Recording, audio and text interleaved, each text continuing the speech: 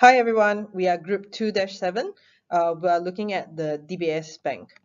So bank earn their money by taking money from their customers and offering them low interest rates and then loaning out those money at the highest interest rates to other customers. They also earn money by providing financial services or through return on their investments. The banking industry can be divided into two main segments. On the left, you will see the consumer and retail banking segment that is associated with the mass market individuals, mass affluent individuals, and the high net worth individuals, and are typically um, associated with deposit, loan, and wealth management activities.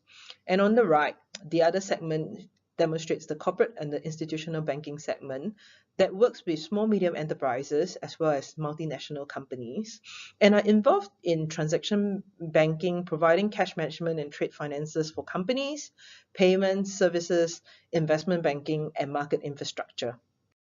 When we use Portal 5 Forces to understand the external environment of DBS, we found that the banking industry was highly competitive, and this was due to the disruption that is being brought on to the banking industry by the fintech firms. Okay, we talk a little bit more about the internal analysis of DBS Bank.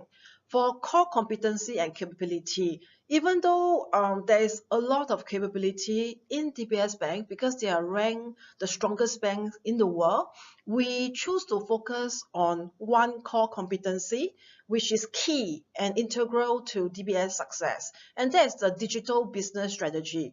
Within the digital business strategy, there are four key capabilities, right? Let me share with you a little bit more about the core competency first, right? So in terms of digital business strategy, it hits at the core of a bank. The digitalization of money and all the related functions about money. In 2014, there are 700 million digital banking users. The number will grow to 1.7 billion by 2020, and McKinsey estimated that 20 to 50% of net profit in bank could be at risk with digital disruption. So DBS formulated a strategy to put technology at the nerve center, at the core of its banking business.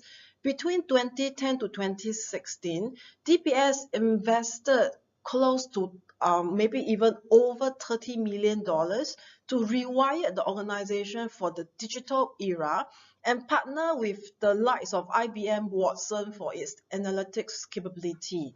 Moving on, we'll talk more about the four key capability. Okay, for the four key capabilities, there are strong leadership, agile and scalable digital operation, design new digital enabled customer experience, incubate and accelerate emerging digital innovation. There's a separate viral comparison in the paper itself, but in the slides, we just keep it at four key points.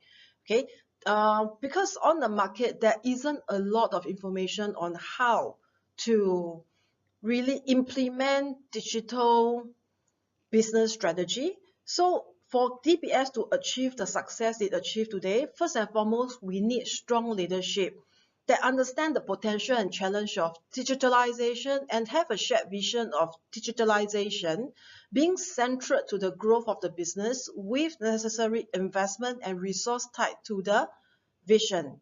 Next, in terms of operation, it need to be agile, it need to be scalable, okay, because DBS require a robust and flexible enterprise platform with agile technology infrastructure that enables subsequent scalability of new initiative for each of the country that they are operating in different languages and by product.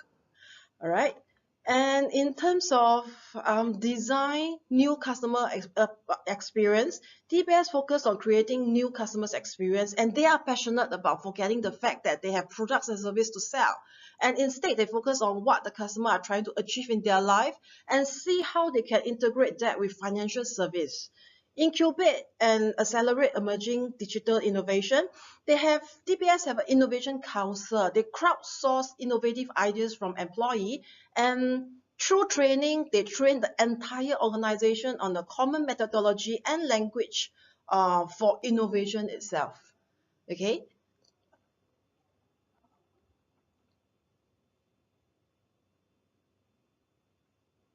So next, that will be the recommendation for the bank-wide strategy. So we have two parts. We talk about continuation and also talking about what we need to start. So some key issues and problems is basically a strong dependency on the Singapore market for revenue and profits. The other portion is actually the competition that the DBS Group will face by the existing and late entrants, and this will potentially erode competitive advantages. So there are three parts to this: the business, corporate, and internationalization. So for business portion, we feel that it's important to expand and deepen the data analytics capability. The other thing is that our customer experiences have continued to be enhanced and pain points has to be removed both online and offline. So acquisition-wise, we believe that they should continue because as long as it's a right fit, they should still use it as a way of expansion. Corporate strategy-wise, the fintech-like culture with digitalization initiative is important to continue this to cope with future disruption and competition. The other portion is to continue to invest in the CRS program, the DBS Foundation, and this will constitute a high social impact, and this will be viewed favorably both by talents and by investors. And comes to internationalization, it's important to expand into more countries beyond just Asia and to make sure you look into the digital strategy with digital bank products. So this make sure you just continue to do this and go expand within the regional markets and also expand the wealth management services in this region also. The other portion when it comes to start strategy, what we see is the key issues and problems, the articulation basically of its purpose in supporting both Singapore as a global financial hub and also its social responsibility to fulfill itself as a bank for development of Singapore. The other portion is to also, it talks about the sustainability of the current first mover advantage. So there's three portions to this. The business strategy portion, we we recommend that it's important to have creative product innovation, and come up with more innovative and catchy product names as opposed to current more generic names. The other portion is the optimization of manpower because headcount has increased 11% year on year. Corporate strategy-wise, it's important to increase the capability, expertise, and depth in the investment banking segment. This will provide another strong revenue stream. They already have this, and it's important to build this up so that there will be value across the whole entire value chain. When it comes to internationalization portion, it's important to have a global mindset. Make sure the marketing and positioning is for an emerging global bank. Also important to set up global offices in key financial hub, for example, Switzerland. So it's important to look beyond Asia to be the true financial company. The other last thing, of course, in conclusion, what we want to quote from Richard Rubin, and in good strategy and bad strategy is strategizing means identify pivotal issues within your market industry and making a plan to focus forceful, result-oriented action on this critical point. So these are some key points. Okay, thank you.